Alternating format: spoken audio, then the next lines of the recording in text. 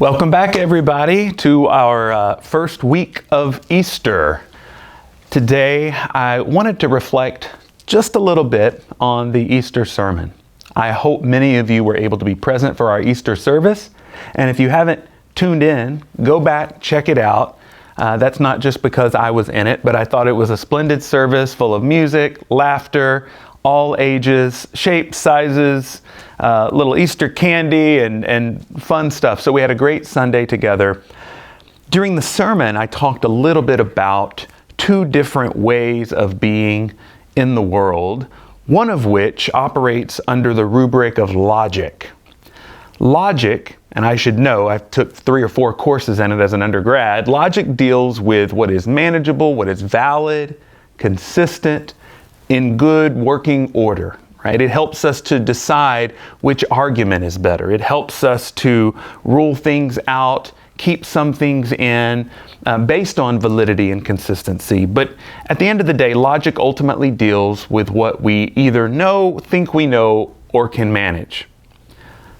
When you're talking about the kingdom of God or resurrection, by definition, that can't be considered under the rubric of logic, because it makes no logical sense. Nothing about resurrection, transformation fits into the area that is covered by logic. It's not analytical, right? It is something totally new. And these new statements that are not strictly analytical but add something to who we are and how we are, these are more, I would say, appropriately described as statements of poetics.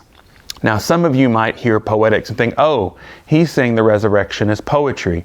Well, I am saying that in part, but I have an inflated understanding of poetry compared to what most people. It is not simply a plaything or something we spend our time doing because we have nothing better else to do. For me, poetry gets at the root of why we are, how we are, and who we are. Poetry is not unlike our sacred language, our sacred text that we read from. In fact, much of the Bible is written in a poetic form or register. Poetry comes from the Greek poieo, meaning to do, to make, to create. You see, logic has nothing to do with creating or making. It has everything to do with studying, looking at, analyzing, observing. But resurrection is a creative process. Something new has emerged in the world, and we are invited to participate in that which is new. So where better to turn than poetry, making, creating, doing something, engaging in something that has not been fully seen or experienced. So by juxtaposing these two terms, not disparaging logic, we use it every day and we require it, but by lifting up the need for poetry in our spaces, these poetics that ultimately get at what, according to logic, is impossible, but which we experience and know as new life, abundant life. I said on Sunday that what the impossible is ultimately the shattering of what we thought was possible. It opens up our world, it opens up our heart, and it opens up our mind.